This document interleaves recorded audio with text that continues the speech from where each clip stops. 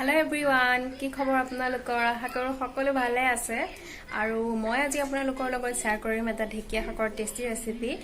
হেতু আসলতে মোৰ শাহুমাই শিকাইছিলে আৰু মই প্ৰায় বনাও এনেকৈ খাবলৈ বহুত ভাল লাগে বহুত টেষ্টি হয় সেইকাৰণে ভাবিলো মই ৰেচিপিটো আপোনালোকৰ লগত শেয়াৰ কৰি দিম ঢেকীয়া শাক বেয়া পোৱা মানুহ চাগে নোলাবই নহয় জানো মই বহুত ভাল পাওঁ ঢেকীয়া শাক খাই আৰু তাৰ মাজতে এটা কথা কওঁ যদি মোৰ ৰেচিপিটো ভাল লাগে তেনেহলে প্লিজ এটা লাইক কৰি দিব শেয়াৰ কৰিব আৰু মোৰ চেনেলটো যদি নতুনকৈ চাই আছে তেনেহলে প্লিজ সাবস্ক্ৰাইব কৰি কাষতে থকা বেল আইকনটো প্ৰেছ কৰি দিব তেতিয়াহে মোৰ আহিবলগীয়া ভিডিঅ'সমূহৰ নটিফিকেশ্যন পাই থাকিব তেনে বৰক দেৰি নকৰি ৰেচিপিটো আৰম্ভ কৰি দিও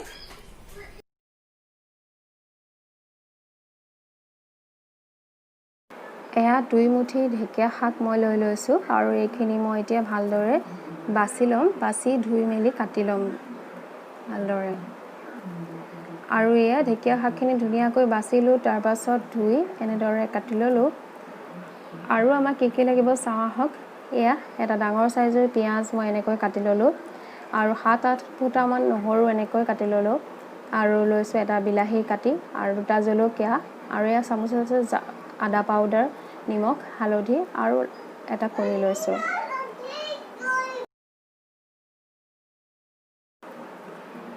আৰু এতিয়া কেৰাহীত তেল গৰম কৰিছো আৰু তেল গৰম হোৱাৰ লগে লগে কাটি থোৱা নহৰুখিনি ইয়াত এড কৰি দিছো আৰু নহৰুখিনি অকনমান ফ্ৰাই কৰি লম ৰংটো চেঞ্জ হোৱালৈকে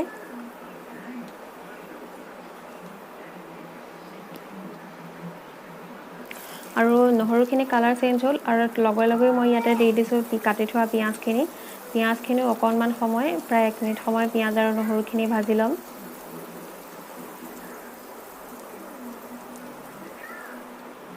আৰু পিয়াজ আৰু নহৰুখিনি ধুনীয়াকৈ ভজা হৈ গল এতিয়া মই ইয়াতে বিলাহীখিনি এড কৰি দিছো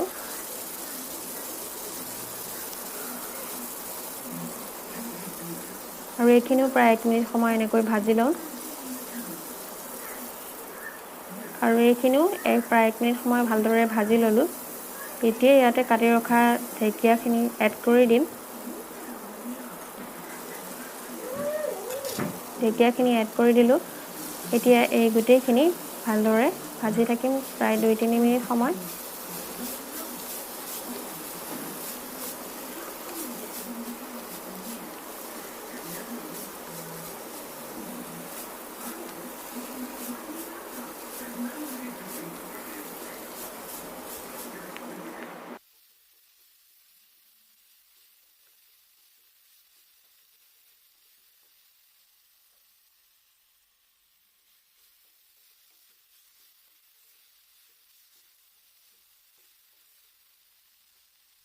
তিনি মিনিটমান সময়ত ঢেকীয়াখিনি ভালকৈ ভাজাৰ পাছত ইয়াতে মই এতিয়া এড কৰিম নিমখ এয়া আদা পাউডাৰ হলনি কেঁচা আদাও দিব পাৰে আৰু দিছো হালধি আৰু কাটি ৰখা জলকীয়া কেইটাও এড কৰি দিছো এতিয়া এই গুটেইখিনি পুনৰ 2 মিনিটমান সময় এনেকৈ লৰাই থাকিম হাই ফ্লেমত ভাজিছো মই আৰু এতিয়া 2 মিনিটৰ কাৰণে মই ঢাকন লগাই দিছো আৰু গেছটো মিডিয়াম কৰি দিছো আৰু 2 মিনিট পাছত এয়া ঢাকনখন আঁতৰাইছো আৰু ঢেকীয়াখিনি ধুনীয়াকৈ সিজিয়ে গৈছে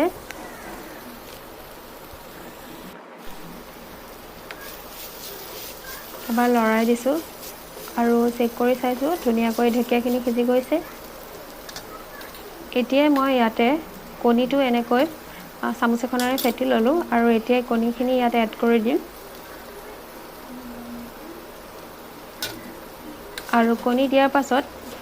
গেছৰ ফ্লেমটো হাই কৰি প্ৰায় 1 মিনিট সময় এনেকৈ লৰাই থাকিম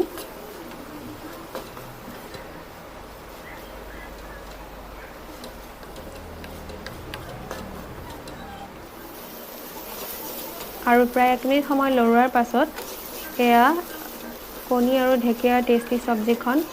প্ৰায় ৰেডি হৈ গল এইখিনি গৰমে গৰমে ভাতৰ লগত বা ৰুটিৰ লগত এতিয়া পৰিবেশন কৰক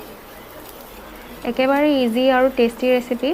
যদি এনেকৈ খোৱা নাই এবাৰ ট্ৰাই কৰি চাব ইয়াৰ জুতি ল'ব আৰু যদি ভাল পায়